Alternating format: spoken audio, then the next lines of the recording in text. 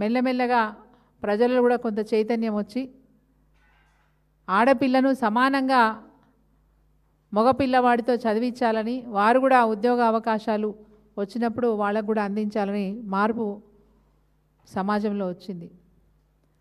వచ్చినప్పటికీ కొందరు అగంతకుల అరాచకాల వల్ల ఇప్పటికీ కూడా మహిళలపైన దాడులు, చిన్నారులపైన దాడులు, అఘాయిత్యాలు రోజు రోజుకు విపరీతంగా పెరిగిపోవడం మరి నిజంగా కూడా భయం వేస్తూ ఉంది. అక్కడ ప్రధానమంత్రి గారేమో బేటీ బచావ్ బేటీ పడావ్ అని చెప్తారు. కేంద్ర ప్రభుత్వానికి సంబంధించిన కేంద్ర హోంశాఖ మంత్రి ఇదే రాష్ట్రంలో ఉంటారు. ఇక తెలంగాణ రాష్ట్రంలో హోంశాఖ మంత్రి లేరు, దురదృష్టం. అన్నీ తానే చూసుకుంటానని చెప్పి ముఖ్యమంత్రి గారు మరి హోంశాఖ కూడా తన దగ్గర పెట్టుకొని ఒక్కరోజు రివ్యూ చేసిన పాపాన పోలేదు. విపరీతంగా క్రైమ్ రేట్ పెరుగుతూ ఉంది. ఈరోజు పోక్సో కేసుల విషయం చూసుకుంటే అంటే చిన్నపిల్లల మీద, చిన్నారుల మీద, ఆడపిల్లల మీద అఘాయిత్యాలు జరుగుతూ ఉంటే సర్వే రిపోర్ట్ చూస్తుంటే తెలంగాణ రాష్ట్రంలో నేను ఉన్నానని చెప్పాలంటే ఒక మహిళగా సిగ్గనిపిస్తూ ఉంది. దేశంలో ఇప్పటివరకు నమోదైన కేసులు 2025 సంవత్సరం చూసుకుంటే దేశంలో 6% కేసులు నమోదైతే తెలంగాణ రాష్ట్రంలో 16% కేసులు నమోదైనాయి ఒక్క తెలంగాణ రాష్ట్రంలో. అంటే ఎటుపోతుంది ఈ తెలంగాణ? కేసీఆర్ గారు ముఖ్యమంత్రిగా ఉన్నప్పుడు ఈ రాష్ట్రం ఆర్థికంగా గొప్పగా అభివృద్ధి చెందింది. కానీ ఈ రాష్ట్రంలో కాంగ్రెస్ పార్టీ అధికారంలోకి వచ్చినాక 2.5 సంవత్సరాలలో విపరీతంగా నేరాలు పెరిగిపోతూ ఉన్నాయి, ఘోరాలు పెరిగిపోతూ ఉన్నాయి, విపరీతమైనటువంటి క్రైమ్ రేట్ నమోదవుతూ ఉంది. కానీ ఈ రాష్ట్రంలో ఉన్న హోంశాఖ మంత్రి అంటే అలియాస్ ముఖ్యమంత్రి,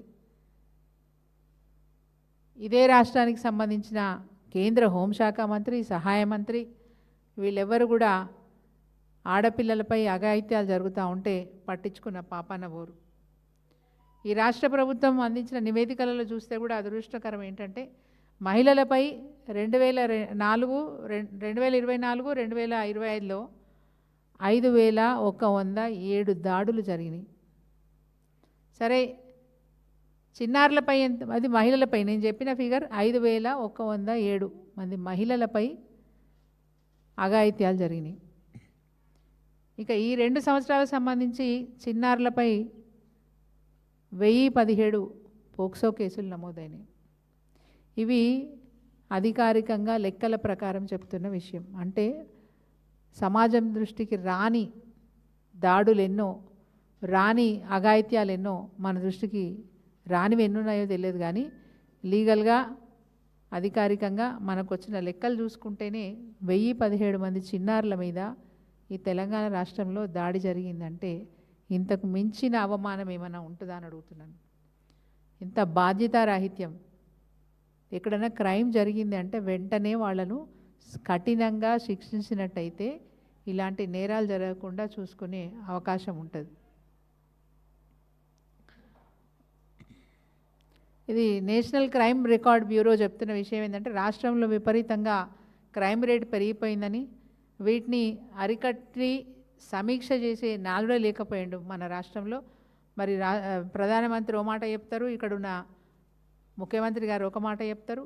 ఎక్కడ కూడా నేరాలను ఘోరాలను ఆపే పరిస్థితే లేదు, రివ్యూ పెట్టే పరిస్థితే లేదు. మరి ఇంకా విచిత్రం ఏంటంటే ఒక నేను ఊరు పేరు చెప్పదలుచుకోలేదు కానీ ఒక కాంగ్రెస్ సర్పంచ్ ఒక చిన్నారి పైన దాడి చేస్తే స్వయంగా పోలీసు వాళ్ళు అక్కడ కూర్చొని సెటిల్మెంట్ చేసినారు. ఎంత దుర్మార్గం చూడండి. సెటిల్మెంట్ చేసే స్థాయికి ఈరోజు మన పోలీస్ వ్యవస్థ దిగజారిపోయిందా, లేకపోతే హోంశాఖ పనిచేస్తుందా? ఈ రాష్ట్రంలో పనిచేస్తలేదా? ఒక సర్పంచ్ తప్పు చేస్తే కూడా సెటిల్మెంట్ చేసి అమ్మాయికి అన్యాయం చేసే పరిస్థితి, అట్లాంటి ఘోరమైన పరిస్థితి ఈ రాష్ట్రంలో దాపురించింది చెప్పాలంటే చాలా బాధపడతా ఉన్నాం. పాలు తాగే పిల్లల నుంచి మొదలు పెట్టుకుంటే ముసలమ్మ వరకు కూడా ఈ రాష్ట్రంలో రక్షణ లేని పరిస్థితులు ఉన్నాయి. పెద్ద పెద్ద మాటలు మాట్లాడతారు, మహిళల్ని కోటీశ్వరులు చేస్తామని చెప్తారు. అయ్యా, చిన్నారులు కాపాడండి. మీరు మహిళల్ని కోటీశ్వరులు చేసే సంగతి వేరు. 1,00,00,000 మంది మహిళలను కోటీశ్వరులను చేస్తామని చెప్పి ఒకటే ఊకదంపుడు ఉపన్యాసాలు చెప్తా ఉంటారు. ఒకవైపు ముఖ్యమంత్రి గారు, మంత్రులు డంకా బజాయించి చెప్తా ఉంటారు. 1,00,00,000 మంది మహిళల్ని కోటీశ్వరుల్ని చేస్తారో చేయరో తెలియదు, కానీ మా ఆడపిల్లల్ని కాపాడడానికి మీరు ఎలాంటి చర్యలు తీసుకుంటారో తక్షణమే తీసుకోవాలని చెప్పి మేము డిమాండ్ చేస్తూ ఉన్నాం. 3 గంటలకు ఒక రేప్ కేసు జరుగుతూ ఉంది. 3 గంటలకు ఒక, నేను చెప్పే మాట కాదు ఇది, బాజాప్తా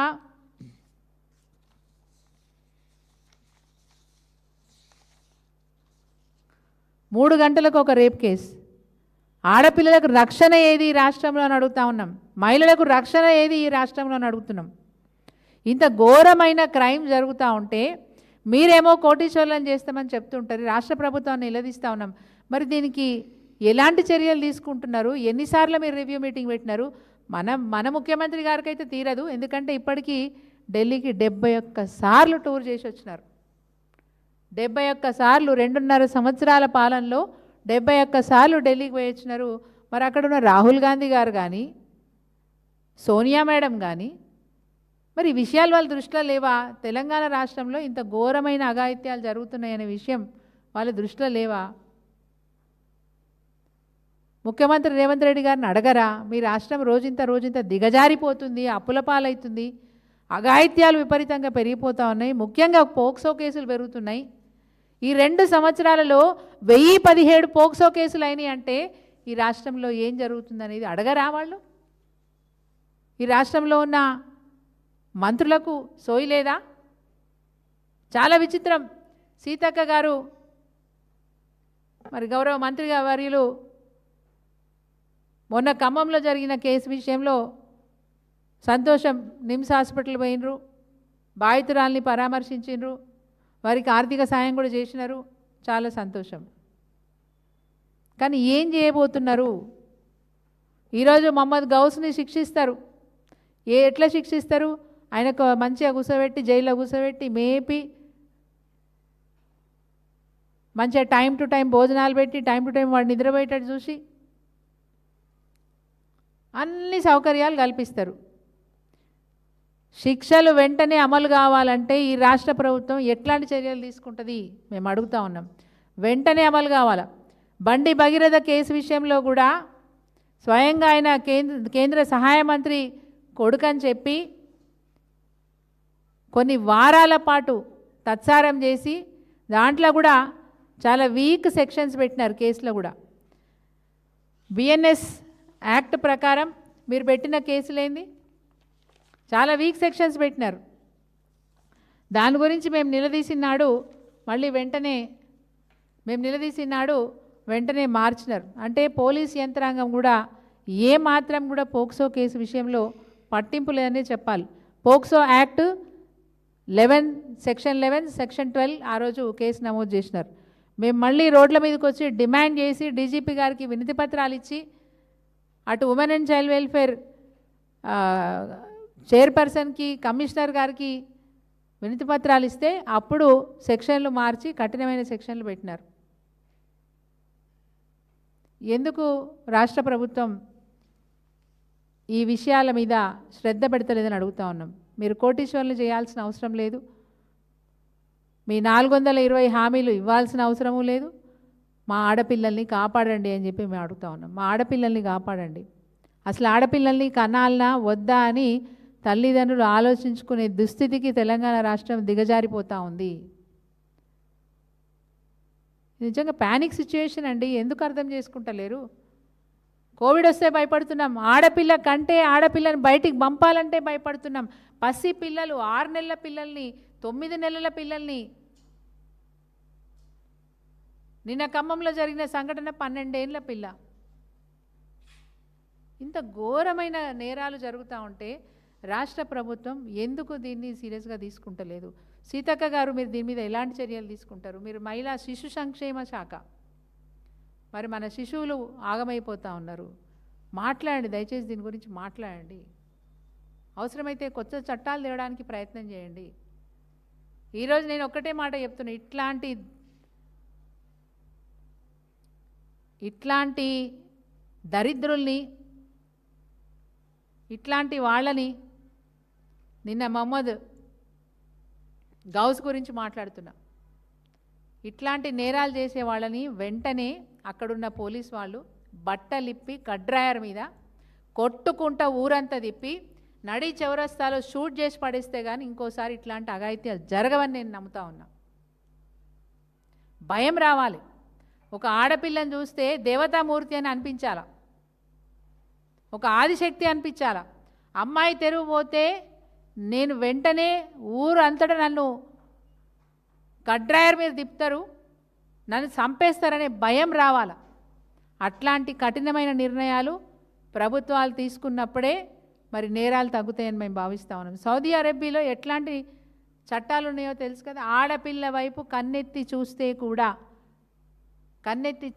కూడా కేసు అవుతుంది, సీరియస్ పనిష్మెంట్ ఉంటుంది, డెత్ పనిష్మెంటే ఉంటుంది.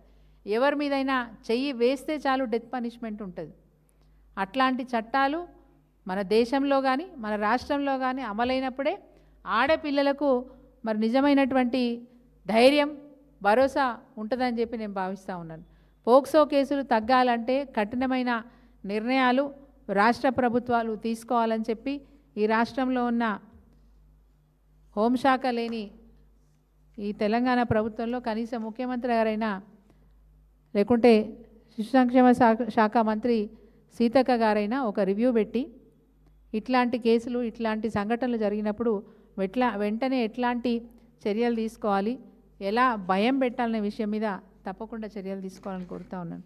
గతంలో మేము మహిళలపైన దాడులు అని చెప్పి బాధపడేవాళ్ళం. మహిళలు కాదు, చిన్నారులపైన దాడులు అన్నప్పుడు ఎవరు మాట్లాడతారు, ఎవరు రక్షణ కల్పిస్తారు? అసలు ఆడపిల్లల్ని కనాలనా వద్దా అనే పరిస్థితిలో ఈ రాష్ట్రంలో తల్లిదండ్రులు ఆలోచించే పరిస్థితి వచ్చేసింది. ఆ భయం తల్లిదండ్రులకు ఉండకుండా ఉండాలంటే మేము డిమాండ్ చేస్తున్నాం, గవర్నమెంట్ వెంటనే రివ్యూ చేయాలి, కఠినమైన నిర్ణయాలు తీసుకోండి, కఠినమైన చర్యలు, ఇట్లాంటి అఘాయిత్యాలకు పాల్పడే వారి మీద వెంటనే చర్యలు తీసుకునే పరిస్థితి ఉండాలి. ఇందాక నేను ఒక పనిష్మెంట్ని ప్రపోజ్ చేసిన, దాన్ని అమలు చేస్తే మాత్రం విపరీతంగా క్రైమ్ రేట్ తగ్గుతుంది. ముఖ్యంగా పోక్సో కేసు లాంటివి విపరీతంగా తగ్గే అవకాశం ఉంటుంది. తప్పకుండా ఆ వైపు ఆలోచించాలని చెప్పి నేను డిమాండ్ చేస్తూ, అదేవిధంగా